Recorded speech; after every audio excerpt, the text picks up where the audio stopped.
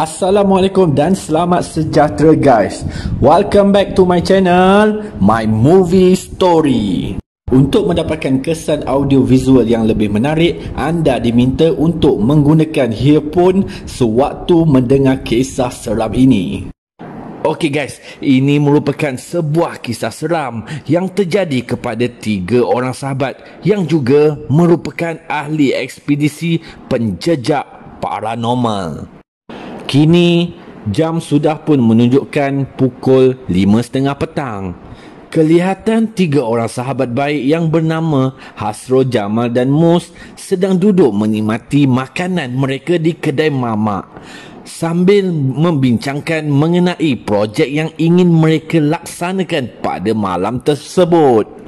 Di antara mereka bertiga, Hasrul lah yang paling pemberani dalam projek paranormal ini. Tak hairanlah kenapa dia dilantik sebagai ketua ekspedisi penjejak paranormal. Sedang mereka berbincang, dengan tidak semana-mana Hasrul mengusulkan cadangannya kepada 2 rakannya yang lain. Okey guys, aku ada misi untuk kita malam ni. Aku dah siasat satu tempat ni. Tempat ni adalah sebuah banglo lama yang telah ditinggalkan hampir 15 tahun lamanya. So macam mana? Apa pendapat korang? Rare ke tak tempat ni? Lalu Jamal pun berkata, "Fuyo, dahsyat kau Rol. Macam mana kau boleh tahu tempat ni?" Lantas Mus juga bertanya kepada Hasrul, 15 tahun? Aku tahu tempat yang kau nak kita pergi ni banglo 3 tingkat kan? Sebuah banglo peninggalan ahli perniagaan itu, betul? Lalu Hasrul menjawab semua soalan yang ditujukan kepadanya. Macam mana aku tahu? Banglo tu famous kot. Dah ramai aku dengar kumpulan paranormal macam kita ni lepas balik daripada tempat tu terus berhenti jadi ahli paranormal sebab teruk kena ganggu katanya. Lemah. Ya betul tu Mus. Banglo 3 tingkat tu lah yang aku nak kita terjah malam ni. Macam sanggup? Ada brand ke? Tak ada brand guys. Setelah mendengar jawapan daripada Hasrul itu, dengan serentak Jamal dan Mus saling berpandangan di antara satu sama lain. Memang benar, di antara mereka bertiga Hasrul lah yang berhati kering dengan dunia mistik macam ni. Seumur hidup Hasrul, dia tak pernah diganggu berjumpa dengan makhluk yang muncul face to face dengannya. Dia sudah biasa diganggu dengan gangguan-gangguan biasa sahaja. Hasrul yang menyedari Mus dan Jamal macam mulai risau. Lalu Hasrul berkata kepada kedua rakan baiknya itu untuk menenangkan perasaan gelisah di hati rakan-rakannya. Korang relax lah, takkan muncul hantu punya. Selama ni kita pergi tempat yang orang cakap seram lah, angker lah, tapi tak ada seekor hantu pun muncul depan kita kan? Paling kuat pun bunyi benda jatuh lah, main buka tutup lampu lah, bau busuk, wangi lah. Relax, tak ada apalah. Lepas kita rekod kamera dan audio, kita belah lah. Selesai kerja, betul tak? Setelah mendengar kata-kata Hasrul itu, barulah Jamal dan Mus pun mulai berasa sedikit tenang sebab Hasrul merupakan antara anggota penjejak paranormal yang sudah hampir 5 tahun berkecimpung dalam bidang ini. Jamal pun berkata, "Okeylah kalau macam tu, kita nak gerak pukul berapa ke banglo tu malam ni?" Hasrul mencadangkan, "Kalau korang dah setuju, malam ni kita gerak daripada sini jam 11 malam, okey? Tapi macam biasalah, pukul 10 malam ni kita dah ada di sini untuk siapkan segala kamera, lighting dan audio system supaya tak kelang kabut nanti, okey?" Mus pun membalas, okey. Kalau macam tu kita jumpa malam nanti di sini pukul 10, okey?" Jam menunjukkan tepat pukul 10 malam. 3 sahabat tersebut telah pun sampai di ofis di mana tempat mereka bekerja. Seperti yang dijanjikan, mereka bertiga telah pun memindahkan segala barang kelengkapan yang diperlukan ke dalam kenderaan company jenis kenderaan 4x4 itu. Setelah selesai mengemas, akhirnya mereka bertiga bercadang untuk turun ke bawah ofis mereka tersebut untuk minum terlebih dahulu di kedai mamak yang terletak betul-betul di bawah ofis di mana tempat mereka bekerja. Setelah sampai minuman yang diorder mereka, akhirnya Mus mulai berbicara bertanya kepada dua rakannya itu. Ha, macam mana? Korang tahu tak tempat tu kat mana? Aku serius tak tahu doh. Jamal pun berkata, entahlah, aku pun tak tahu. Tapi apa ada hal, ini kan zaman moden. Kalau tak tahu, kita ikut je Google Map kan? Kemudian Hasrul pun berkata, tak payah buang masa nak guna Google Map tu. Aku dah survey dah banglo tu minggu lepas. Tak apa, biar aku je yang drive malam ni. Korang relax je, okay? Setelah selesai saja minum, akhirnya tepatlah jam menunjukkan pukul 11 malam. Maka seperti yang dijanjikan, kereta 4x4 yang dipandu Hasrul kini mulai bergerak menuju ke destinasi banglo tersebut. Kini, kenderaan yang dipandu mereka bertiga sudah hampir sampai ke destinasi banglo tersebut. Lalu, dengan tiba-tiba, Jamal bertanya, Hasrul, lagi berapa kilo lagi kita nak sampai ke banglo tu? Ada stesen minyak tak kat kawasan ni? Sebenarnya aku daripada tadi menahan nak terkencing dah ni. Takkan kat sini tak ada stesen minyak langsung? Lalu Hasrul menjawab, tak jauh dah. Lagi 3 kilometer je lagi ni. Tapi kalau kau dah tak tahan dah, kau kencing je lah tepi jalan ni. Aku dah pergi dah minggu lepas. Kawasan ni memang tak ada pam minyak langsung. Sebab tu sebelum ke sini petang tadi, aku dah isi full minyak kereta ni. Macam mana kau nak kencing sekarang ke tak ni? Kalau kau nak, aku berhenti tepi hutan ni je. Dengan pantas, Mus mencelah, kau gila apa? Nak kencing tepi hutan macam ni? Arwah ayah aku dulu pernah pesan, kat hutan macam ni kita tak boleh kencing atau berak sembarangan. Nanti bentan anu kau tu nanti. Hasrul menambah, ha, betul cakap Mus tu. Alah, dah nak dekat sampai dah ni. Kau tahan je lah Mal. Nanti sampai banglo tu, nanti kau mandi terus pun tak apa. Jamal yang sebersalah pada ketika itu pun berkata, Yalah, aku cuba tahan lah ni. Cepat sikit drive tu, sekarang terpancut pula dalam kereta ni. Dengan tiba-tiba, terdengar Hasrul yang sedikit menjerit, biar betul. Setelah mendengar suara Hasrul tersebut, dengan spontan Jamal dan Mus serentak memandang ke arah cermin depan kereta yang dipandu Hasrul tersebut. Kenapa Rol? Jamal berkata, wah, besarnya stesen minyak Petronas ni. 24 jam pula tu. Cantik Hasrul. Kau singgah pam minyak ni sekarang, aku dah tak tahan sangat dah ni. Lalu pada masa yang sama, Mus mulai bertanya semula kepada Hasrul, weh Hasrul, tadi kau cakap kawasan ni tak ada stesen minyak. Tapi ni apa? Stesen minyak 24 jam kot. Namun pertanyaan Mus itu tak langsung dijawab oleh Hasrul. Kedua biji mata Hasrul pada ketika itu masih lagi terbeliak seperti orang yang terpinga-pinga keheranan. Mata Hasrul bagaikan tidak mau berkelip. Matanya masih lagi tepat memandang sekitar kawasan stesen minyak Petronas tersebut. Pada ketika itu, berat di hati Hasrul untuk berhenti di stesen minyak tersebut. Namun, Hasrul tiada pilihan lain. Ini kerana Jamal sangat terdesak untuk berhenti kencing di situ. Nak tak nak, Hasrul akhirnya berjaya memaking kenderaan tersebut di kawasan parking stesen minyak itu.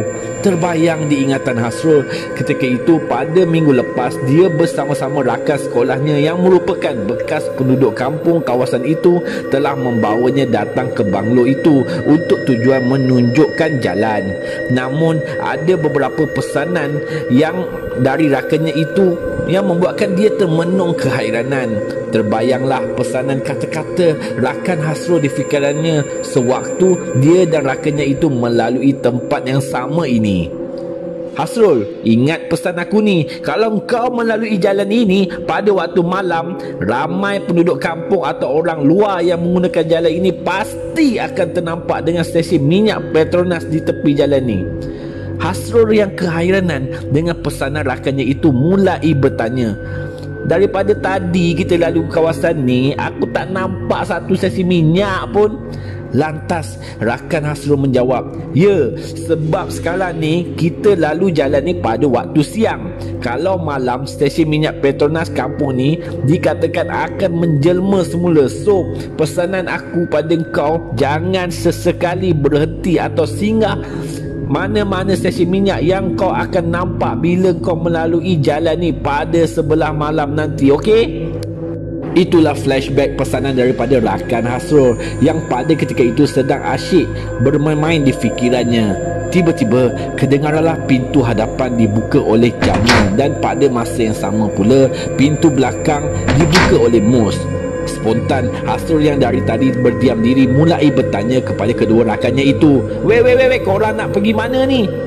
Lantas Jamal yang pada ketika itu ingin terkencing sangat sambil berjalan laju dia membalas pertanyaan Hasrul tersebut. Pergi mana lagi? Aku dah nak terkencing sangat dah ni. Jamal pun berlalu pergi, berjalan menuju ke arah tandas yang tak berapa jauh daripada tempat parking kereta itu. Hasrul pantas berkata kepada Jamal, tapi jangan lama-lama sangat, kita kena sampai ke banglo tu sebelum pukul 12. Jamal yang sedang berjalan tergesa-gesa tersebut mengangkat isyarat tangan ke arah Hasrul tanda faham. Melihat Mus yang turut keluar dari kereta itu, Hasrul pun bertanya kepada Mus, Mus, kau nak ke mana pula ni? Mus berkata, perut aku lapar balik lah Hasrul. Aku rasa aku nak pergi beli kudap-kudap ke pau ke kat dalam tu, baru semangat nak kerja malam ni. Hasrul tak tahu bagaimana cara untuk menghalang dua rakannya itu daripada memasuki pam minyak tersebut. Sekiranya dia berterus terang kepada Mus dan Jamal ketika itu, sudah pasti projek jejak paranormal mereka di banglo itu akan dibatalkan, kerana Mus dan Jamal pasti akan minta balik segera. Jadi nak tak nak, Hasrul terpaksa membiarkan dua rakannya itu pergi memasuki pam minyak tersebut. Hasrul memperingatkan Mus dengan nada yang tegas, tapi ingat ya Mus, jangan lebih 5 minit lepas beli terus keluar. Kita kena ada di banglo tu sebelum pukul 12 tau. Okey Hasrul, sekejap je ke, lepas beli aku terus keluar ke. Mus yang mendengar kebenaran tersebut terus berlari tergesa-gesa menuju ke dalam kedai stesen minyak Petronas tersebut. Kini jam tangan yang dipakai Hasrul sudah pun menunjukkan pukul 11.45 malam. Sudah 5 minit berlalu, tapi sehingga kini kelibat Mus dan Jamal masih belum kelihatan lagi. Hasrul yang masih di dalam kereta pada ketika itu sudah semakin risau. Mana taknya jika benar stesen minyak yang diceritakan rakannya itu adalah jelmaan semata-mata, apa yang bakal terjadi pada Mus dan Jamal yang pada ketika itu sedang berada di dalam kedai pam minyak tersebut. Tanpa disedari, kedengaranlah pintunya seperti dibuka oleh seseorang dari pintu sebelah belakang. Lantas Hasrul yang pada ketika itu menyangka pintu itu dibuka oleh Mus. Lantas Hasrul bertanya spontan, Mus, kau beli apa kat kedai tu tadi? Sayangnya, pertanyaan Hasrul tersebut tiada langsung tindak balas daripada Mus. Hasrul berasa sedikit keheranan apabila Hasrul menjeling matanya ke cermin pandang belakang kereta tersebut. Hasrul memang boleh nampak dengan jelas yang duduk di seat belakang driver tersebut tak lain tak bukan, itu sememangnya Mus. Cuma Hasrul berasa sedikit pelik dengan tingkah laku Mus itu. Kebiasaannya Mus ni jenis yang happy go lucky. Bila sekali ditanya, Mus pasti membalas pertanyaan tersebut dengan pelbagai jawapan. Dengan erti kata lain, Mus ini memang jenis yang rajin bersembang. Bukan itu saja, Hasrul juga perasan tingkah laku Mus pada ketika itu sedikit pelik, sebab Mus ni yang duduk di belakang pada ketika itu berwajah sangatlah pucat seperti mayat. Mus hanya berdiam diri sahaja sambil wajahnya ditundukkan ke bawah, kaku tidak bergerak. Sedang Hasrul asyik memerhatikan tingkah laku pelik sahabatnya itu, tiba-tiba Hasrul dikejutkan dengan bunyi. Itulah bunyi ketukan pintu tingkap keretanya. Spontan mendengar bunyi ketukan tersebut, Hasrul pun menoleh wajahnya ke arah di mana bunyi ketukan itu berasal. Alangkah terkejutnya Hasrul apabila mendapati orang yang mengetuk cermin pintu kereta tersebut bukanlah Jamal, tetapi Mus. Allahu Akbar! Itulah jeritan kecil yang keluar daripada mulut Hasrul yang pada ketika itu jantungnya sedang berdegup semakin kencang. Peluhnya pula semakin membanjiri wajahnya. Mana taknya dia seolah-olah nampak ada dua Mus di hadapan dan belakangnya pada satu masa yang sama. Ini gawat ni. Mana satu mus yang betul ni? Yang tengah ketuk pintu ni ke atau yang berada di belakang ni? Itulah bisikan di dalam hati Hasrul yang pada ketika itu berada di dalam situasi ketakutan dan kekeliruan. Tiba-tiba, mus yang berada di luar kereta tersebut berkata kepada Hasrul yang masih enggan membuka pintu kereta tersebut. Astaghfirullahalazim. Kau dengar ke buat-buat tak dengar aku ketuk ni, Hasrul? Buka lah pintu ni, gila. Tadi kau yang suruh aku beli barang cepat-cepat. Aku dah habis beli dah ni. Jangan main-main, nanti lambat pula kita nak sampai ke banglo tu. Setelah mendengar kata-kata mus yang berada di luar kereta tersebut, dengan pantas Hasrul pun membuka lok pintu kereta tersebut. Pada masa yang sama, Hasrul juga memusingkan badannya ke seat belakang untuk mencari makhluk yang menyerupai wajah mus itu. Lega di hati Hasrul, makhluk yang berwajah pucat mayat seperti mus itu tadi tidak lagi kelihatan. Mus yang berada dari sebelah luar tersebut pun masuk ke seat belah belakang driver itu. Lantas mus yang pada ketika itu perasan tingkah laku pelik Hasrul tersebut mulai berbicara kepada Hasrul. Weh Hasrul, kau okey ke tak ni? Aku tengok kau berpeluh je daripada tadi ni. Apa masalah? Hasrul tidak menjawab pertanyaan mus tersebut. Dia bagaikan sedang tercari-cari sesuatu di sebelah luar kereta tersebut sambil Hasrul bertanya kepada mus. Aduh, lambat betul lah Jamal ni. Dia kencing ke mandi ni? Mus, kau tolong tengok si Jamal kat bilik air tu sekarang. Kau suruh dia cepat sikit. Kita dah lambat sangat dah ni. Mus yang mendengar arahan daripada Hasrul tersebut, tanpa berlengah, mus pun keluar daripada kereta itu semula menuju ke arah tandas lelaki yang terletak di sebelah belakang kedai pam minyak tersebut.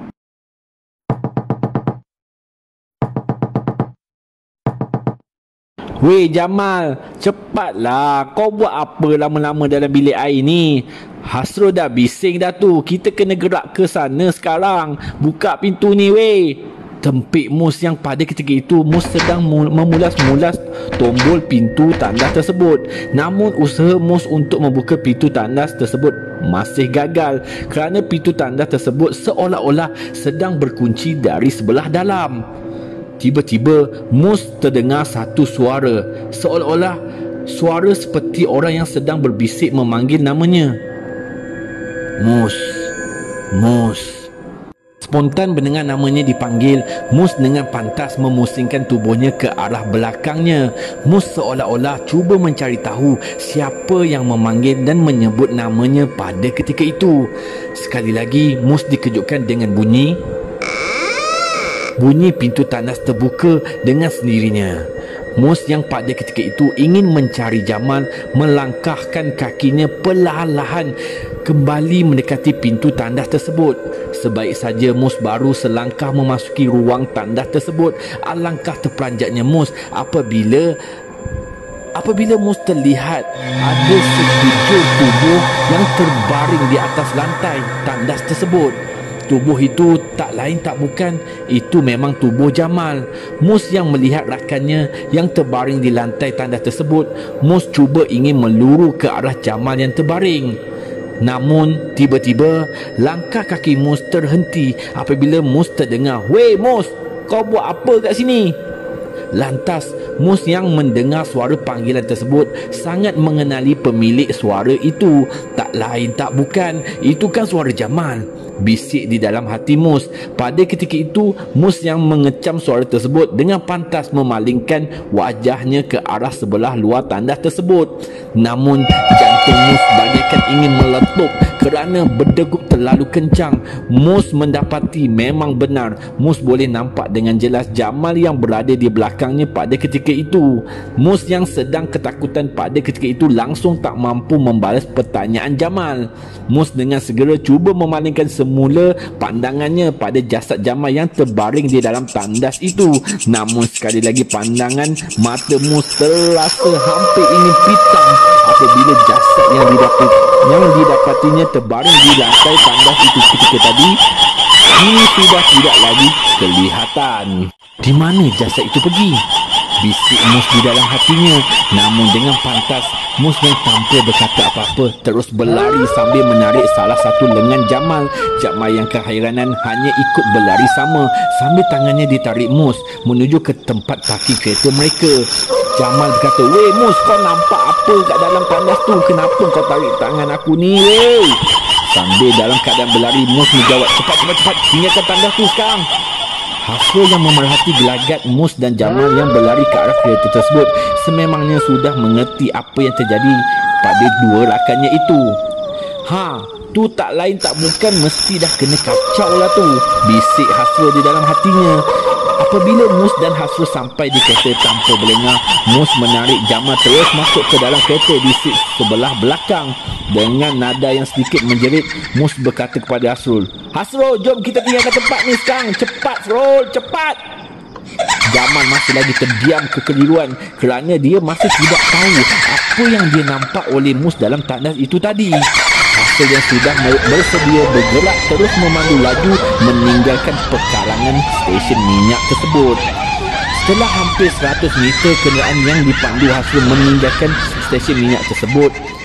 "Weh, Mus, kenapa dengan kau ni? Kau tak jawab lagi pertanyaan aku. Kau nampak apa dalam tandas tu tadi?" Jamal terus mendesak Mus dengan melontarkan pertanyaan yang masih belum terjawab oleh Mus.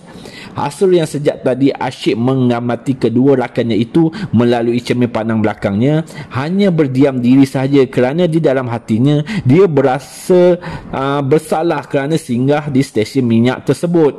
Akhirnya setelah menarik nafas dalam-dalam, Mus berangsur-angsur tenang dan Mus mulai menceritakan apa yang dilihatnya sewaktu di tandas stesen minyak tersebut. Setelah mendengar apa yang diceritakan Mus, kini barulah Jamal dan Hasrul mengerti kenapa dan mengapa Mus bertindak sedemikian. Patutlah macam nak patah bahu aku bila kau tarik tangan aku sambil berlari tu tadi. Jamal cuba menenangkan hati Mus. Mus mulai bertanya kepada Jamal, "Aku pergi tandas tu tadi sebenarnya nak cari kau, suruh kau cepat sikit, tapi kau tiba-tiba muncul kat belakang aku pula. Kau daripada mana sebenarnya ni, Jamal?" Jamal yang mendengar pertanyaan Mus pada ketika itu terus menceritakan kepada Mus yang pada awalnya memang Jamal terus pergi ke bilik air. Setelah selesai kencing, Jamal mendapati Hasrul dan Mus sudah ada di dalam kereta. Jamal yang pada ketika itu berasa haus, dia pun berniat untuk membeli sebotol air mineral di kedai stesen minyak tersebut. Sebaik saja selesai membeli botol air mineral, Jamal pun terus keluar dari kedai tersebut untuk kembali ke kereta. Namun langkah Jamal terhenti apabila Jamal mendapati Mus cuba membuka pintu tandas tersebut. Semasa itu jugalah Mus dan Jamal berjumpa di depan pintu tandas itu. Lalu Mus berkata, "Kau nak tahu tak kenapa aku lari daripada tandas tu tadi? Sebenarnya aku nampak Jamal sedang terbaring kat lantai tandas tu tadi. Aku baru je nak masuk selamatkan Jamal. Tiba-tiba Jamal tegur aku daripada luar tandas tu. Time tu aku dah cuak gila dah. Sebab aku nampak ada dua Jamal serentak kot. Bila aku toleh semula ke dalam tandas tu balik, aku tengok Jamal yang terbaring tu tadi dah hilang dah. Aku tunggu apa lagi? Tu yang aku tarik kau lari sama tadi tu, Mal." Selepas mendengar penjelasan Mus itu, Jamal dan juga Hasrul dah dapat mengagak stesen minyak yang mereka singgah tu tadi sememangnya keras. Dalam mereka bertiga berdiam seketika itu, akhirnya Hasrul mulai menceritakan kepada dua rakannya itu, "Sebenarnya Mus, Jamal, aku ingin minta maaf pada korang. Pada minggu lepas, aku dengan kawan sekolah aku yang pernah tinggal di kampung ni dulu pernah datang sini untuk survey kawasan di banglo tu. Semasa kami melalui jalan ni, kawan aku ada pesan. Dia cakap, jangan singgah mana-mana stesen minyak sekiranya melalui jalan ni, sebab di kawasan ni sebenarnya memang tiada langsung stesen minyak. Waktu aku dan kawan aku lalu jalan ni pada waktu siang, serius, memang tak nampak langsung stesen minyak. Kawan aku cakap lagi, stesen minyak Petronas tu memang pernah wujud di kampung ni dulu, disebabkan pernah jadinya kecelakaan yang menyebabkan kebakaran yang besar di pam minyak tersebut, hanya 2 yang terselamat, manakala 5 orang yang lain rentung terbakar. Akibat daripada kebakaran tersebut, stesen minyak di kampung ni sudah ditutup selama-lamanya. Tapi sejak kejadian itu, kawan aku cakap, siapa saja yang melalui jalan ini pada waktu malam, mereka pasti akan nampak jelmaan semula pam minyak Petronas, sama macam kita nampak tu tadi. Sebab tu tadi aku tak nak singgah kat pam minyak tu tadi, tapi korang yang sungguh-sungguh paksa aku untuk singgah juga. Nak terkencing lah, lapar lah, jadi aku terpaksa lah ikut korang cakap tadi. Maaf ya Mus, Jamal. Sebaik saja mendengar penjelasan Hasrul tersebut, Jamal dan Mus saling berpandangan antara satu sama lain. Muka mereka jadi semakin pucat. Terdetik di dalam hati Jamal untuk berkata kepada Mus, maknanya botol air mineral yang aku beli tu tadi. Belum sempat Jamal menghabiskan kata-katanya itu, Mus lantas membuka semula plastik yang berisi roti gardenia yang dibelinya dari pam minyak tersebut. Terkejut apabila Mus mendapati roti gardenia tersebut kini bertukar menjadi beberapa longgokan daun kering. Manakala Jamal yang hanya membeli sebotol air mineral bersaiz besar dari kedai pam minyak tersebut, lebih mengejutkan lagi apabila yang dipegangnya itu bukan lagi botol air mineral, tetapi sebuah batu nisan. Serentak dengan itu, Jamal dan dengan Mus menjerit ketakutan. Lalu Hasrul yang melihat jelas barangan yang dibeli oleh kedua rakannya tersebut, lantas dengan spontan berkata, cepat buang semua barang yang korang beli tu kat tingkap sekarang. Jamal dan Mus yang sedang menggigil sambil memegang daun dan batu nisan tersebut dengan pantas menurunkan cermin kiri dan kanan pintu belakang kereta tersebut, lalu terus mencampakkan barang yang dibeli mereka keluar dari tingkap kereta berkenaan. Kini mereka bertiga semakin lega kerana daun kering dan juga batu nisan tersebut tidak lagi berada di dalam kereta tersebut. Mereka bertiga mulai menarik nafas lega kerana kenderaan yang mereka naiki kini sudah semakin jauh meninggalkan stesen minyak jelmaan tersebut. Akhirnya, kereta yang dipandu Hasrul kini tiba di destinasi, iaitu banglo 3 tingkat yang dikatakan sudah hampir 15 tahun ditinggalkan. Jam di tangan kiri Hasrul kini menunjukkan tepat jam 12.30 malam.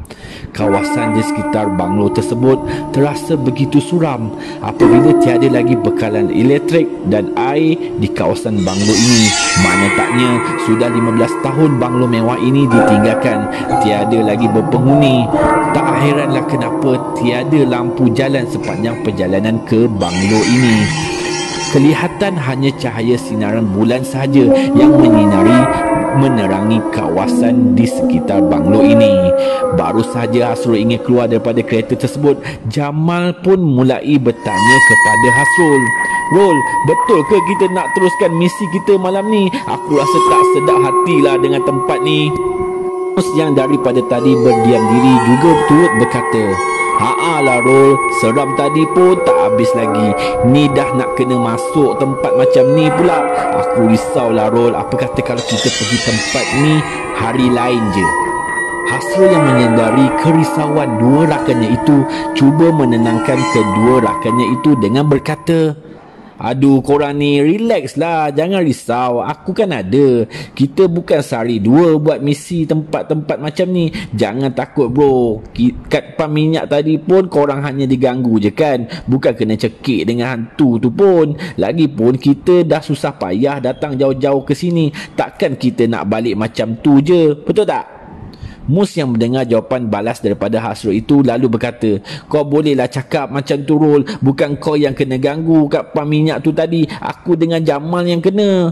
Jamal juga menyokong kata-kata Mus tersebut, juga berkata, betul Mus tu Rol, kau jangan cakap besar sangat Rol, kita pun tak tahu berapa keras tempat ni. Tangan aku yang pegang batu nisan ni tadi masih tak berhenti menggigil lagi ni. Setelah berfikir sejenak, Hasrul pun cuba sekali lagi memujuk dua rakannya itu dengan berkata, macam ni je lah, korang takut sangat. Kalau korang takut sangat, apa kata korang just setupkan kamera, lighting dan audio tu di tingkat bawah. Biar aku je yang naik ke tingkat 2 dan 3 tu nanti. Okay? Korang tunggu je aku kat tingkat bawah tu sampai aku selesai rekod apa yang patut kat atas tu nanti. Okay? Dan Jamal yang sememangnya kenal sangat dengan sikap hati kering Hasrul tersebut, terpaksa akur dengan arahan ketua ekspedisi jejak paranormalnya itu. Akhirnya seperti yang diarahkan, mereka bertiga pun turun daripada kereta itu dan menurunkan barang-barang keperluan daripada bonet kereta yang dinaiki tersebut. Mereka bertiga mulai memasuki ruangan tamu di bawah banglo tersebut dengan langkah berhati-hati. Mereka bertiga yang berbekalkan lampu suluh pada ketika itu mulai set up beberapa lighting di sekitar ruangan tamu tersebut. Mereka terpaksa melangkah dengan berhati-hati kerana takut adanya kaca dan paku-paku yang bertaburan di sekitar ruang tersebut. Di ruangan tersebut juga masih terdapat adanya perabot-perabot lama yang mungkin peninggalan daripada pemilik asal banglo ini. Sedang mereka bertiga sibuk memasang lighting itu dengan tidak semana-mana,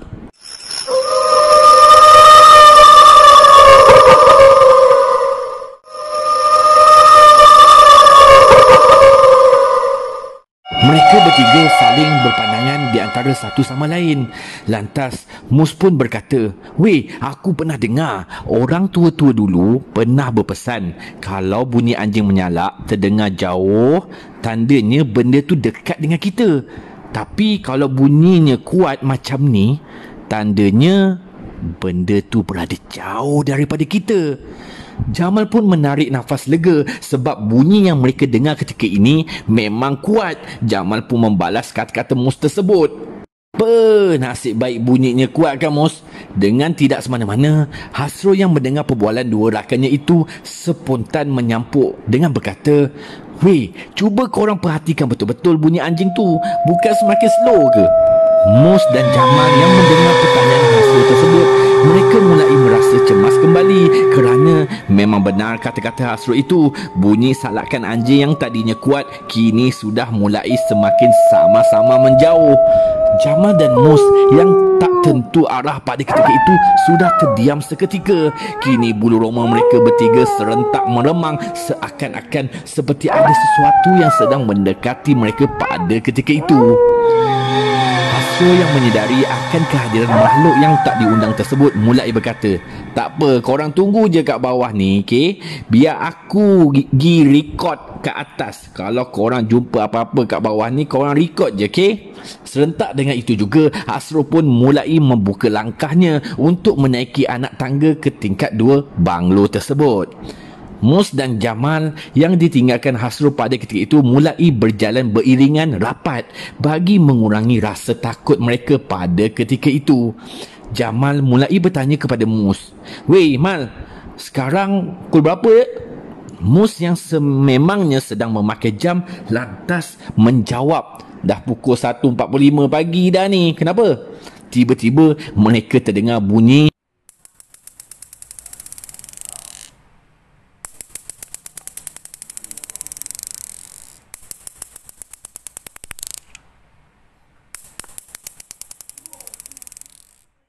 Jamal yang tergagap-gagap berkata, Itu bunyi guli kan Mus?" Mus membalas, "Yelah, kenapanya?" Jamal pun berkata, "Orang cakap kalau kita dengar bunyi guli time-time macam ni, tandanya..."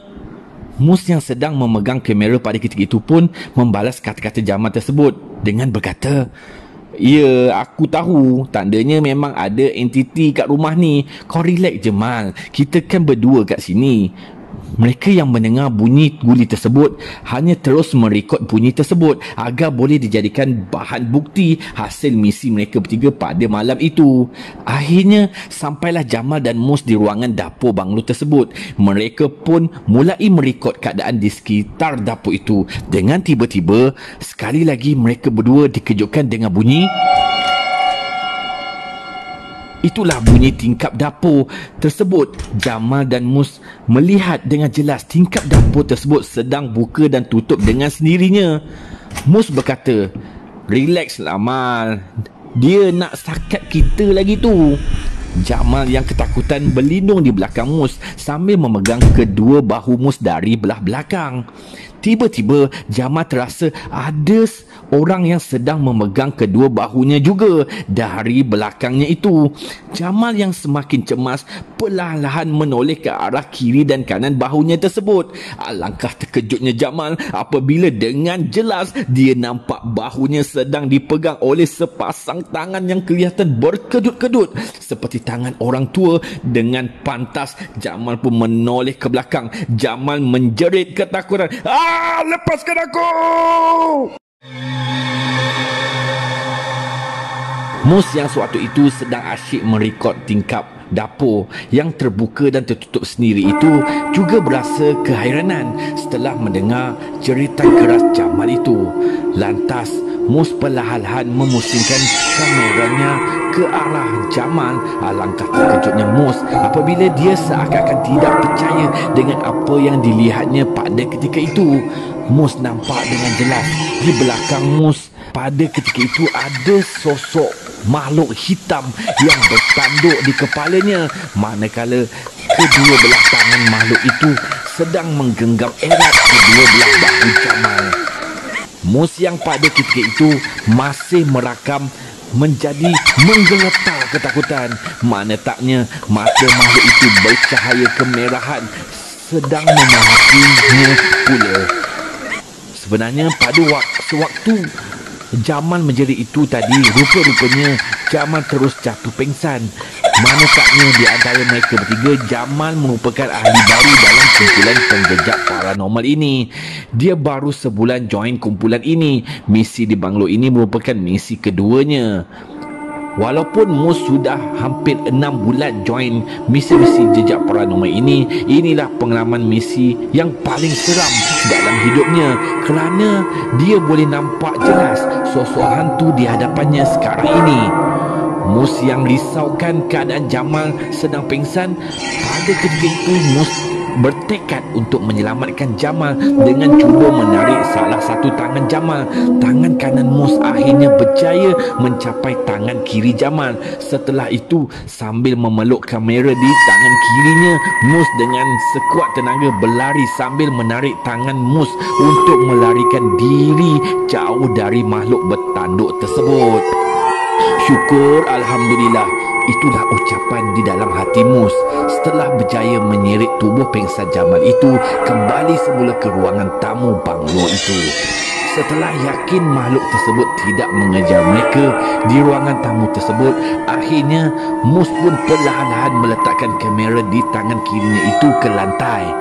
Manakala Mus pun cuba menoleh ke belakang untuk mengejutkan Jamal daripada pingsannya itu.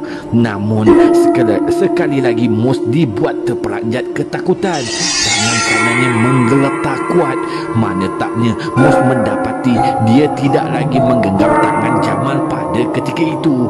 Kini yang digenggam Mus pada ketika itu adalah tangan siapakah ini? Bisik di hati Jamal. Rupa-rupanya tangan yang digenggam Mus ketika ini adalah sebuah tangan yang pucat berkedut-kedut seperti tangan orang tua 80 tahun. Dan akhirnya barulah Mus perasan yang sedang terbaring menerap di lantai ketika ini bukan lagi jasad Jamal. Rupa-rupanya hantu bertanduk itu tadi. Kini dengan spontan Mus pun berkata, "Astaghfirullahalazim." Serentak dengan itu, tangan berkedut-kedut pucat hantu itu dilepaskan Mus dengan pantas. Kini hantu bertanduk tersebut telah pun perlahan-lahan bangun dari keadaan menerapnya itu. Mus kini berasa sangat terdesak dan serba salah kerana hantu bertanduk tersebut betul-betul sudah berdiri tepat di hadapannya. Sekiranya dia berlari keluar dari banglo itu, bagaimana pula keadaan Jamal di ruangan dapur itu? Hasrul pula masih berada di tingkat atas. Akhirnya Mus telah membulatkan tekadnya. Mus pun dengan pantas berlari menaiki anak tangga untuk naik ke tingkat 2 dengan tujuan dia ingin meminta pertolongan Hasrul untuk bersama-sama mencari Jamal yang hilang jejak di dapur tersebut. Akan tetapi malang 1000 kali malang, sebaik saja Mus sudah hampir sampai di anak tangga terakhir di tingkat 2 itu, Sekali lagi Mus dibuat terperanjat apabila muncul pula satu sosok yang tak diundang di hadapannya. Pada ketika itu, sosok yang berpakaian serba putih dari atas ke bawah ini tak lain tak bukan pocong. Terdengar jeritan sangat keras terkeluar dari mulut Jamal. Pada masa yang sama juga, pocong itu tidak tinggal diam begitu saja. Sebaliknya, pocong tersebut mulai melompat dari satu anak tangga ke satu anak tangga yang lain, menuruni tangga tersebut menuju ke arah Mus berada.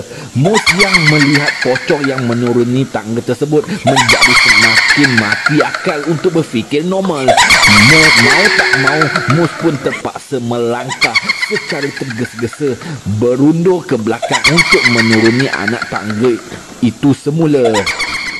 Kata pepatah, malang tak berbau. Semasa Mus dalam keadaan tergesa-gesa melangkah secara berundur itu, salah satu kakinya telah terpijak botol kaca yang ada di atas tangga tersebut. Akibatnya, dengan kelicinan botol kaca itu, Mus gagal mengawal keseimbangan badannya. Lalu dia terjatuh berguling-gulingan di atas tangga batu banglo tersebut.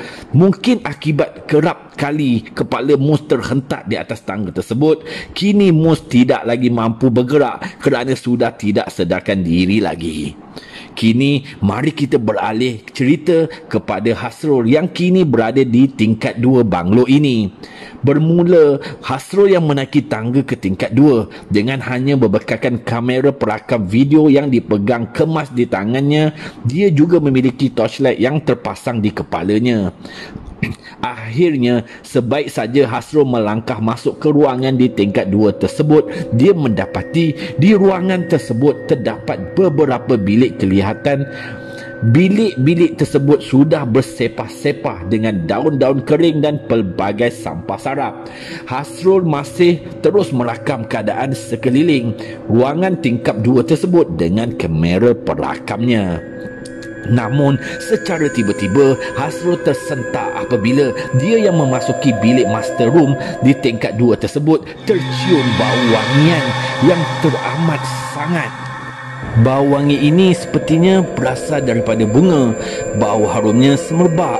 Hasrul yang sesungguhnya mengerti kehadiran sesuatu di ruangan bilik master room ini. Akhirnya Hasrul berkata, "Minta maaf, sekiranya kehadiran kami bertiga ke sini tidak disenangi. Bukanlah niat kami untuk mengganggu kalian. Tapi kami ke sini hanya ingin mencari bukti kewujudan entiti makhluk yang mendiami banglo ini." Sebelum sempat Hasrul menyambung kata-katanya itu, kini bau wangi bunga yang sungguh harum itu tadi akhirnya bertukar baunya kepada bau yang sungguh busuk. Seolah-olah ada bangkai yang telah mati berada di bilik master room tersebut. Hasrul yang tak tahan dengan bau itu lantas menutup hidungnya dengan segera lalu berlari keluar meninggalkan bilik tersebut.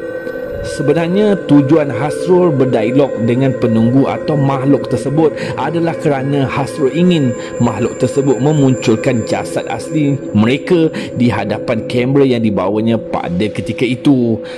Sebab bagi Hasrul, kejayaan terbesar bagi seseorang paranormal itu adalah bergantung pada rakaman video mereka.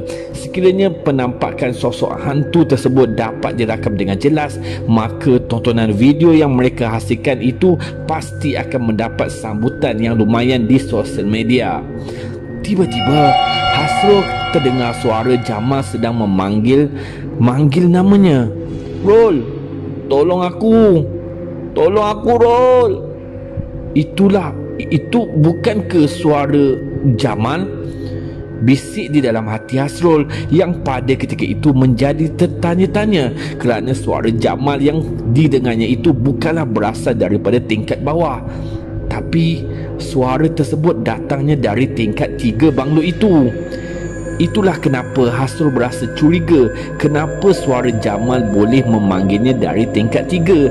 Padahal Hasrul sudah berpesan kepada Mus dan Jamal untuk tunggunya di tingkat bawah sahaja.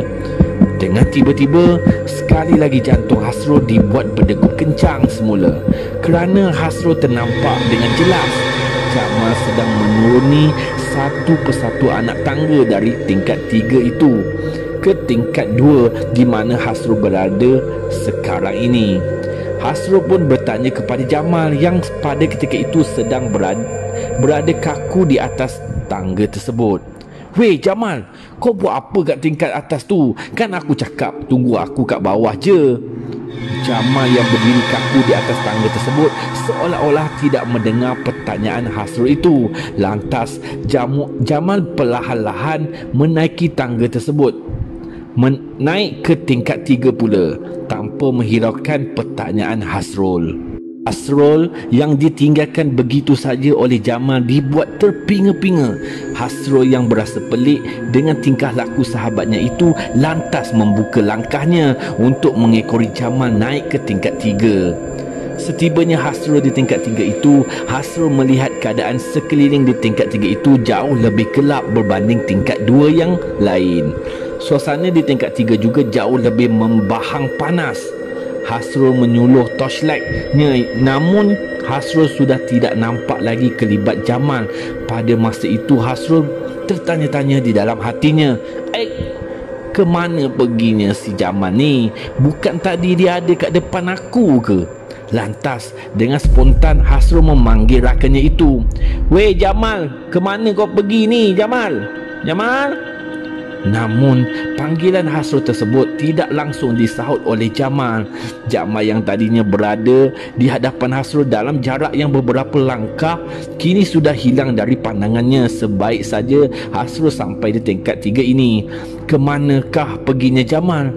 Tanpa berlengah, Hasrul pun dengan torchlight dan kameranya terus merakam keadaan sekeliling tingkat 3 banglo itu. Sampailah Hasrul di penghujung bilik, tiba-tiba Hasrul ternampak salah satu bilik itu kelihatan seperti ada lampu di dalam bilik tersebut. Pintu bilik itu pun kelihatan tertutup. Hasrul pun tertanya-tanya di dalam hatinya pada ketika itu. Kenapa bilik ni boleh berlampu? Bukankah banglo ni dah lama ditinggalkan? Mana mungkin ada bekalan elektrik lagi kat rumah ni? Hasrul dengan perasaan ingin tahunya itu terus melangkah maju mendekati bilik yang berlampu itu.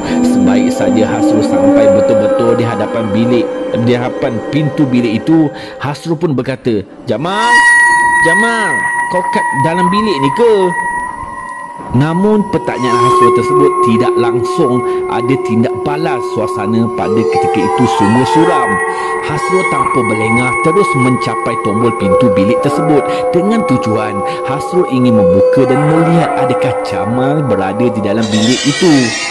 Setelah berkali-kali mencuba, namun usaha Hasrul untuk membuka pintu tersebut masih tetap gagal. Dengan tiba-tiba, Hasrul dikejutkan dengan satu tiupan angin yang sungguh kencang dari sebelah luar rumah. Angin kencang itu juga akhirnya telah menerobos masuk ke ruangan di mana Hasrul kini berada. Aduh, mana pula datangnya angin kencang malam-malam macam ni? Bisik di hati Jamal yang pada ketika itu sedang berusaha menutup dan melindungi mata, mulut dan hidungnya bagi mengelakkan terhidunya habuk-habuk dan debu yang berterbangan akibat tiupan angin kencang itu tadi.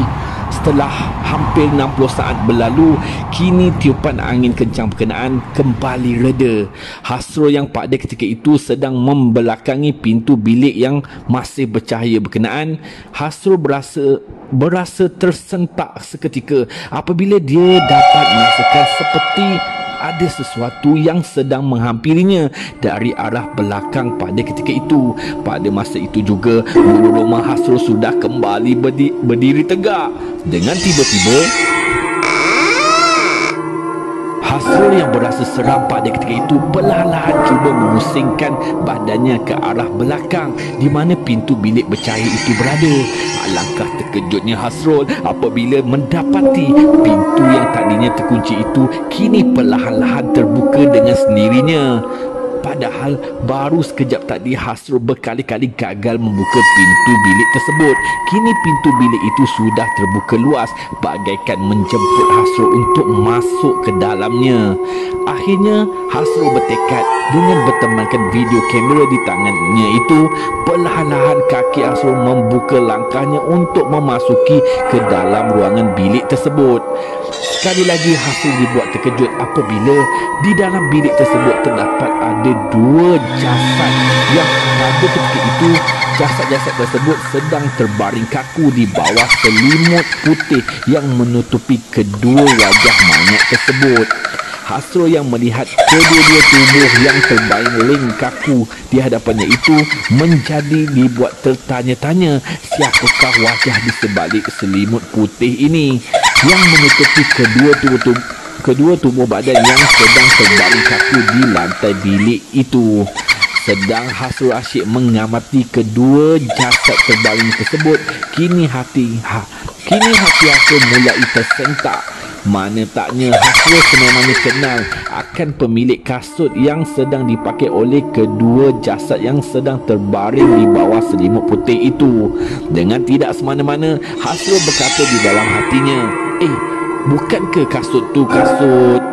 Hasrul yang berasa cemas pada ketika itu dengan spontan melangkah maju untuk mendekati kedua jasad yang sedang terbaring di hadapan matanya itu. Semakin Hasrul mendekati kedua jasad itu, maka semakin kuat perasaan Hasrul untuk melihat pemilik wajah di sebalik selimut putih itu. Hasrul mulai menghulurkan sebelah tangannya untuk mencapai kain putih itu dengan tujuan ingin membuka selimut tersebut. Namun secara tiba-tiba, sebelum sempat jari tangan Hasrul mencecah kain selimut tersebut, dengan tidak semana-mana pergelangan tangan Hasrul telah dicengkam kuat oleh tangan kiri salah satu jasad yang sedang terbaring itu. Hasrul yang mendapati tangan kanannya yang telah dicengkam kemas pada ketika itu menggigil ketakutan. Mana taknya tangannya telah dipegang oleh jasad di sebalik selimut putih itu. Hasrul sambil menjerit terus meronta-ronta untuk cuba sedaya upayanya membebaskan tangannya daripada cengkaman jasad yang masih lagi terbaring kaku itu. Namun usaha Hasrul itu tidak membuahkan hasil. Dengan tiba-tiba Hasrul sekali lagi dibuat terperanjat apabila kedua-dua mayat yang terbaring kaku tersebut kini telah bangkit serentak dari pembaringannya dan berada dalam keadaan duduk. Akibat Hasrul terlalu terkejut dengan kejadian tersebut, lantas video kamera yang dipegang di tangan kirinya itu telah terlepas jatuh dari pegangannya. Dia mengambil peluang itu untuk cuba melepaskan tangannya dari terus dipegang oleh jasad tersebut. Dengan tidak semana-mana, kain selimut putih yang menutupi wajah kedua-dua jasad tersebut akhirnya terlucut jatuh daripada atas kepala kedua-dua jasad tersebut, dan kini terpampanglah wajah sebenar bagi kedua-dua jasad yang kini berada dalam keadaan duduk betul-betul di hadapan Hasrul pada ketika ini. Sungguh tak disangka-sangka oleh Hasrul, jasad yang duduk di hadapannya kini tak lain tak bukan Jamal, Mus. Weh, korang buat apa kat sini? Itulah kata-kata spontan yang terucap oleh Hasrul pada ketika ini. Hasrul juga mendapati wajah Jamal dan Mus pada ketika itu sungguh pucat. Kedua-dua mata mereka pula kini tiada warna putih lagi yang kelihatan, tetapi semuanya kini telah bertukar menjadi warna kehitaman penuh. Hasrul yang berada dalam keadaan itu masih cuba meronta-ronta untuk membebaskan tangannya dari terus dipegang oleh jasad Jamal itu. Namun tangan kanan Jamal yang mencekam kemas pergelangan tangan itu semakin lama semakin kuat cengkamannya. Hasrul pun berkata, "Weh Jamal, Mus, korang nak buat apa ni? Hei, lepaslah, sakit tangan aku ni." Namun pertanyaan Hasrul tersebut tetap tak diendahkan oleh kedua-dua rakannya itu. Akhirnya Hasrul bertekad untuk melarikan diri dari bilik tersebut dengan mencuba untuk bangun dari depan kedua-dua jasad rakannya itu. Namun tanpa disangka-sangka oleh Hasrul, jasad Mus yang dari tadi duduk kaku di sebelah jasad Jamal itu kini telah melompat bangun dari duduknya dan terus meluru dan menerkam ke atas badan Hasrul. Hasrul yang tidak sempat mengelak tersebut lantas terus terjatuh keras ke atas lantai bilik tersebut. Kini Hasrul berasa sungguh sesak nafas. Mana taknya Mus yang sedang merangkak di atas badan Hasrul pada ketika ini sedang mencekik lehernya dengan kedua-dua belah tangannya itu. Hasrul yang dalam keadaan terdesak itu cuba menahan tangan Mus dari terus mencekik lehernya. Namun usahanya tetap saja gagal kerana tangan kanan Hasrul masih belum bebas daripada cengkaman tangan Jamal. Pada ketika itu, Hasrul yang masih lagi berusaha keras untuk membebaskan cekikan di lehernya itu dengan sedaya upaya cuba menampar berkali-kali ke arah kepala dan muka Mus, namun usahanya gagal. Hasrul yang kekurangan oksigen itu berasa sungguh sesak nafas akibat dicekik jasad Mus. Pandangan mata Hasrul perlahan-lahan mulai memudar dan akhirnya Hasrul pun jatuh pengsan di dalam bilik di tingkat 3 banglo tersebut. Pada keesokan harinya, Mus perlahan-lahan membuka kedua-dua matanya. Sebaik saja mata Mus dibuka sepenuhnya, Mus mendapati dirinya sedang terbaring di atas sebuah katil. Apabila Mus mengamati dan memandang di sekelilingnya itu, kini barulah Mus sedar yang sekarang ini dia tidak lagi berada di banglo 3 tingkat itu. Ya betul, kini Mus berada di atas katil di salah satu wad di hospital yang tak berapa jauh dari kawasan banglo yang mereka masuki tempoh hari. Baru saja Mus mahu duduk daripada keadaan baringnya itu, tiba-tiba aduh sakitnya. Itulah jeritan perlahan yang tak sengaja terkeluar daripada mulut Mus. Pada ketika itu, mana taknya kini barulah Mus sedar yang dahinya telah dibaluti oleh kain pembalut luka hospital itu. Pada masa bersamaan juga, bahu Mus telah dipegang oleh sepasang tangan untuk menghalangnya daripada duduk di katil tersebut. Kau tu masih tak boleh banyak bergerak lagi. Mus serentak memandang ke arah suara yang menyapanya itu. Tak lain tak bukan, "Weh Jamal, kau okey ke tak ni?" Mus bertanya kepada Jamal yang sedang berdiri di sebelah kanan katilnya itu. Jamal pun menjawab pertanyaan Mus. Aku okey. Kau macam mana? Sakit lagi kepala tu?" Mus menjawab, "Ya, terasa macam berdenyut-denyut sakit kat belakang kepala aku ni." Jamal memberitahu Mus yang sebenarnya belakang kepala Mus itu telah pun menerima 6 jahitan dan kini doktor telah memasukkan beberapa pak darah untuk dimasukkan ke dalam badan Mus akibat Mus yang terjatuh dan mengalami kehilangan darah di kepalanya itu. Sekarang barulah Mus sedar akibat daripada dia terjatuh di atas tangga banglo itu, kini dia berada di katil hospital ini. Tiba-tiba Mus mulai bertanya kepada Jamal, "Mana Hasrul?"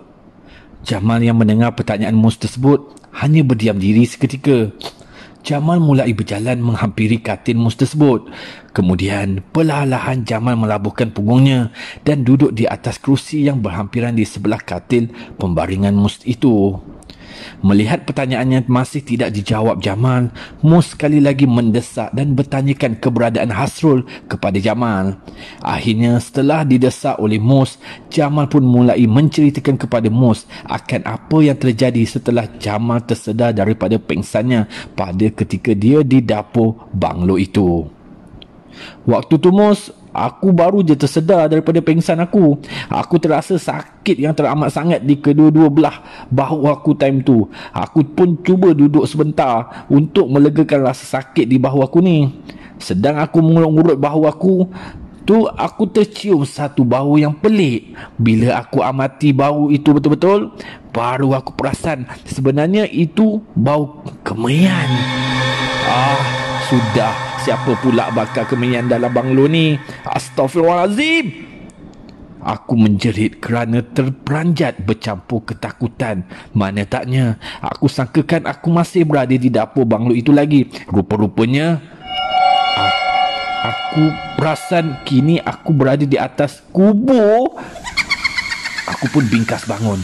Dan time tu aku nampak dengan jelas ada 3 kubur di depan aku time tu. Aku pun hanya mampu berkata dalam hati je time tu, mana datangnya 3 kubur ni? Kubur siapa pula ni? Dan kenapa 3 kubur ni ditanam di belakang banglo ni? Time tu aku dah mulai berpeluh-peluh dah, menahan ketakutan masa tu. Mana taknya aku seorang-seorang kot, luar rumah pula tu, atas kubur. Aku pun tak tunggu diam. Aku pun terus meraba-raba kedua-dua belah poket seluar aku untuk mencari flashlight, tapi tak jumpa lah pula. Mungkin tertinggal kat dapur. Aduh, tapi nasib aku baik time tu, sebab handphone aku masih ada dalam poket seluar. Aku pun tanpa belengah terus buka handphone aku. Jam kat handphone aku time tu tepat jam 5.30 pagi. Aku terus on torchlight apps di handphone aku untuk dijadikan penyuluh jalan untuk aku masuk semula ke dalam banglo itu. Sambil menyuluh jalan menggunakan lampu torchlight handphone, aku pun berlari pantas daripada belakang rumah, berlari menuju semula ke pintu masuk depan banglo tu.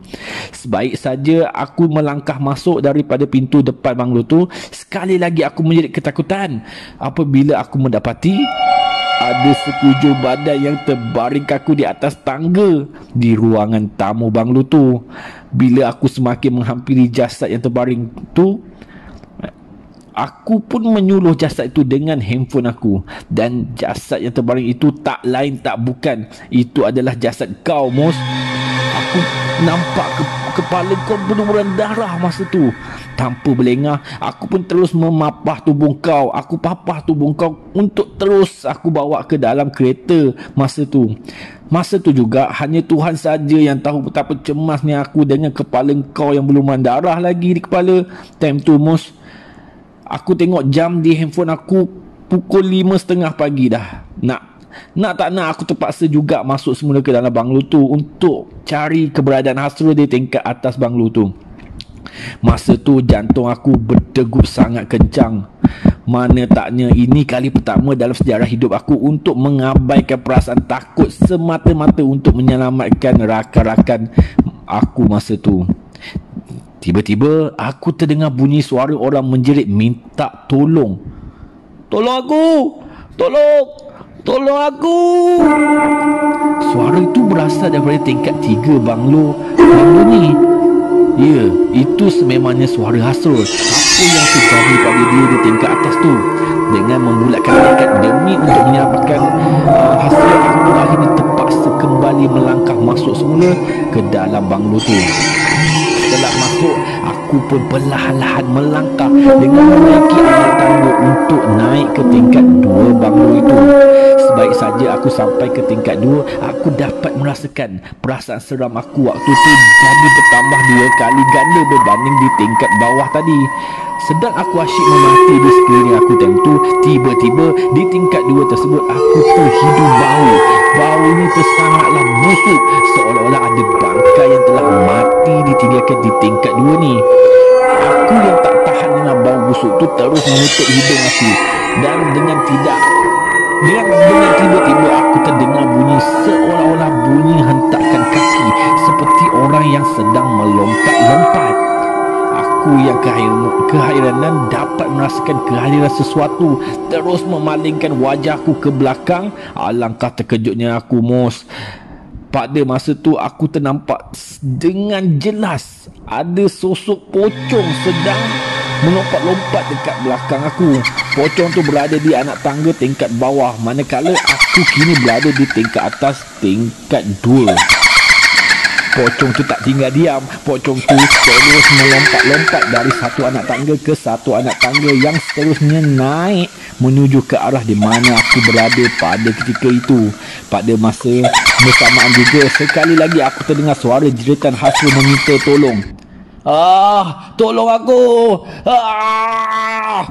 Suara itu berasal dari tingkat 3 banglo ini. Aku yang mendengar suara Hasrul itu tanpa berlengah terus berlari pantas naik ke tingkat 3 banglo itu. Sesampainya aku di tingkat 3, aku terus mencari-cari Hasrul mengikut arah bunyi Hasrul tu, yang semakin lama semakin perlahan ketika itu. Dengan hanya berbekalkan lampu torchlight handphone, aku mulai mencari keberadaan Hasrul di setiap bilik yang ada di tingkat 3 itu. Aku berkata, Hasrul, Hasrul, mana kau ni? Jom kita balik. Kita tak ada masa lagi ni. Kita perlu pergi ke hospital sekarang. Mus dah banyak kehilangan darah dah tu. Jom Rol, kita balik. Tiba-tiba aku terdengar bunyi sesuatu daripada dalam sebuah bilik. Tanpa berlengah, aku pun terus menuju ke bilik yang berbunyi itu. Mana tahu kalau Hasrul ada di dalam bilik hujung itu. Sampai saja aku di bilik itu, aku mendapati pintu bilik tersebut sedikit terbuka. Perlahan-lahan aku membuka langkah kakiku memasuki ruangan dalam bilik itu. Baru selangkah saja kakiku memasuki bilik tersebut, aku seperti tidak percaya dengan apa yang aku sedang saksikan depan mata aku ketika itu, Mos. Dengan bantuan cahaya lampu daripada handphone aku pada ketika itu, aku dapat melihat dengan jelas ada dua sosok hantu, yang satu berambut panjang manakala satu sosok lagi berbaju putih tetapi tanpa kepala. Kelihatan Hasrul yang pada ketika itu sedang berada di tengah-tengah kedua-dua makhluk menyeramkan tersebut. Hasrul yang sedang berusaha meronta-ronta membebaskan tangan dan lehernya daripada cengkaman tangan kedua-dua sosok hodoh yang seram tersebut. Subhanallah, Hasrul! Aku yang masih lagi dalam keadaan ketakutan pada ketika itu, tanpa berlengah, aku terus menuju ke arah Hasrul untuk membantu Hasrul melepaskan diri dari cengkaman dua makhluk yang menyeramkan itu. Akhirnya, aku berjaya mendapatkan salah satu kaki Hasrul. Kemudian, dengan sepenuh tenaga, aku berusaha menarik kaki Hasrul. Alhamdulillah, nasib aku baik. Usaha aku untuk tarik kaki Hasrul itu akhirnya membuahkan hasil apabila hantu pontianak yang sedang mencekik leher Hasrul pada ketika itu terlepas cekikannya di leher Hasrul. Hasrul yang terlepas bebas daripada cekaman pontianak itu berasa amat lega dengan kehadiran Jamal yang berjaya membantunya melepaskan diri daripada cekikan makhluk itu. Beruntung Hasrul kerana kehadiran Jamal di bilik itu tepat pada waktunya. Kalau lewat sikit tadi, mungkin Hasrul sudah mati dicekik oleh dua makhluk yang menyeramkan itu. Hasrul pun mulai mengarahkan Jamal dengan segera. Cepat tarik aku keluar dari pada bilik ni, Mal! Spontan dengan teriakan keras Hasrul itu, Jamal dengan pantas menarik kaki Hasrul lebih kuat lagi. Dan akhirnya aku berjaya menyeret tubuh Hasrul keluar daripada bilik itu dengan pantas. Sebaik saja aku dan Hasrul berjaya keluar daripada bilik berpuaka itu, aku cuba membangunkan tubuh Hasrul yang masih dalam keadaan baring itu. Tapi usahaku untuk membangunkan tubuh Hasrul tersebut gagal. Ini kerana aku merasakan tubuh Hasrul menjadi sungguh-sungguh berat. Tiba-tiba Hasrul dengan suara yang terketar-ketar menunjukkan isyarat jari telunjuknya pada aku. Mal, tangan kanan aku. Apabila aku amati betul-betul arah jari tunjukkan Hasrul itu, akhirnya aku mulai mengerti. Hasrul telah menunjukkan pada aku yang menjadi punca penyebab kenapa aku tidak boleh membangunkan tubuhnya pada masa itu ialah Allahu Akbar. Aku ternampak dengan jelas tangan kanan Hasrul masih dipegang kemas oleh makhluk tanpa kepala itu. Kini kelegaan di hati kami sudah kembali bertukar menjadi semakin seram. Tolong aku, Mang! Itulah kata-kata yang mampu keluar daripada mulut Hasrul pada ketika itu. Aku yang dalam keadaan cemas dan sangat terdesak itu sekali lagi menarik kaki Hasrul sambil berlari ke arah tangga untuk turun ke tingkat 2. Bukan saja Hasrul yang aku seret, kini hantu yang tak berkepala itu juga turut terseret sama sambil masih memegang erat tangan kanan Hasrul itu. Sebaik saja kakiku menghampiri tangga di tingkat 3 itu, dengan tiba-tiba tangan kiri Hasrul menunjuk akan sesuatu di arah belakang badan aku. Aku yang tidak mengerti maksud isyarat jari Hasrul pada ketika itu, aku cuba memusingkan pandanganku ke arah belakang badan aku sama seperti arah tunjukkan jari Hasrul tersebut. Aku terperanjat sambil menjerit ketakutan. Mana taknya aku nampak sangatlah jelas di hadapan mataku pada ketika itu tak lain tak bukan pocong. Wajahnya tersangatlah hodoh sekali. Dengan bau yang sungguh-sungguh busuk pada ketika itu, aku terus jatuh terterap betul-betul di sebelah Hasrul. Kini kami berdua betul-betul berada dalam keadaan buntu kerana jalan utama untuk kami melepaskan diri dari tempat itu adalah tangga. Tetapi kini tangan kanan Hasrul masih sedang dipegang kemas oleh makhluk yang tak berkepala itu, manakala aku yang ingin melarikan diri untuk turun menggunakan tangga itu pula akhirnya sedang disekat oleh pocong pula. Aduh, tolonglah aku kali ni, ya Allah. Dengan tidak semana-mana, tangan aku ditarik kuat dan aku telah dibangunkan oleh seseorang. Bila aku memandang ke arah pemilik tangan yang membangunkan aku itu, aku menjadi keheranan. Ya, itu sememangnya Hasrul. Tapi bagaimana dia boleh melepaskan diri dari pegangan makhluk tak berkepala itu tadi? Tiba-tiba Hasrul berkata kepadaku, "Mal, sekarang ni inilah masa yang paling sesuai untuk kita keluar daripada banglo ini, ke?" Dengan tidak semena-mena, pocong yang tadinya berwajah garang menghalang kami di atas tangga itu tadi kini sudah mengelupur seperti sedang menahan kesakitan, manakala hantu tanpa berkepala itu pula sedang menggigit ketakutan akan sesuatu. Aku pun bertanya kepada Hasrul, kenapa mereka seperti sedang ketakutan ni, Rol? Hasrul pun berbisik perlahan kepadaku, cuba kau dengar betul-betul bunyi apa yang sedang berkumandang sekarang ini. Allahu Akbar,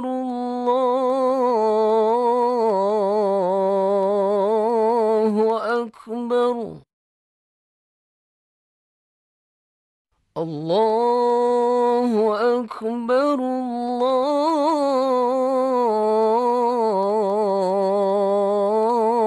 Akbar. Oh, bunyi azan subuh rupanya. Patutlah. Sambil aku melihat jam di handphone aku pada ketika itu telah tepat menunjukkan jam 6.05 pagi. Tanpa berlengah, Hasrul pun menarik tangan aku dan terus menuruni tangga daripada tingkat 3 terus ke tingkat 1 dengan keadaan yang sungguh tergesa-gesa. Aku dan Hasrul akhirnya berjaya keluar daripada pintu masuk depan banglo itu. Sempat Hasrul bertanya kepada aku pada ketika itu, "Mal, Mus dah ada dekat mana sekarang ni?" Aku pun dengan ringkas memberitahu Hasrul, "Mus, aku jumpa dia pengsan kat tangga ni tadi. Kepala dia banyak darah. Aku baringkan Mus kat seat belakang dalam kereta kita tu tadi. Sekarang ni kita perlu bawa Mus terus ke hospital ni, Hasrul." Hasrul juga membalas, "Bagus kerja kau, Mal. Sekarang ni jom kita pergi hospital untuk selamatkan Mus pula, okey?" Akhirnya aku dan Hasrul berjaya bawa kau ke sini, Mus. Dan sekarang ni kau jangan risau, Mus. Sekejap lagi sampailah si Hasrul tu. Dia turun kejap tadi untuk beli makanan kat kantin bawah hospital ni tadi. Tiba-tiba pintu wad itu telah dibuka seseorang dan apabila melihat sosok orang tersebut, mereka bertiga tersenyum sendirian. Rupa-rupanya Hasrul telah datang semula ke wad itu setelah membeli makanan nasi bungkus di plastik yang dibawanya bersama itu. Hasrul berkata, "Assalamualaikum, Mus. Alhamdulillah, akhirnya kau bangun juga. Aku tak sabar nak tunggu kau keluar daripada hospital ni, Mus." Jamal menyampuk seketika bertanya, "Aik, kenapa pula? Kau ada projek baru lagi ke lepas ni?" "Sudah-sudahlah tu, Rol." Mus mencelah, "Yelah, Rol. Takkan kau tak serik-serik lagi kot? Kepala aku sampai berjahit dah ni. Keras betul banglo tu. Lupakanlah projek kat banglo tu. Banyak tempat-tempat mistik lain lagi." Lalu Hasrul menjawab, "Kali ni kita datang untuk ambil semula kamera, audio, semua barang yang tertinggal kat banglo tu kita ambil semula nanti, ke? Sebab rugilah kalau hasil rakaman kita tu tak di-upload di media sosial nanti." Jamal yang makin cemas dengan rancangan Hasrul itu pun mulai bertanya semula kepada Hasrul, "Habis tu bila kau rasa sesuai untuk kita pergi sana semula nanti?" Hahaha, bagus soalan kau tu Mal. Alang-alang Mus dah bangun ni, aku rasa tarikh paling sesuai untuk kita pungut semula barang-barang yang kita tinggal kat banglo tu balik ialah pada Khamis depan jam 12 pagi. Jamal dan Mus pun menjerit serentak. Apa? Khamis malam Jumaat jam 12 pagi? Cerita pun tamat. Okey guys, sekiranya anda ingin sambungan daripada kisah ekspedisi jejak paranormal daripada kisah Hasrul, Mus dan Jamal ini lagi, pastikan korang share video ini banyak-banyak kepada rakan-rakan anda agar video ini mendapat cecah 100 like. Barulah saya akan upload video sambungan daripada kisah Penjejak Paranormal 2. Thank you guys. Terima kasih kerana menonton.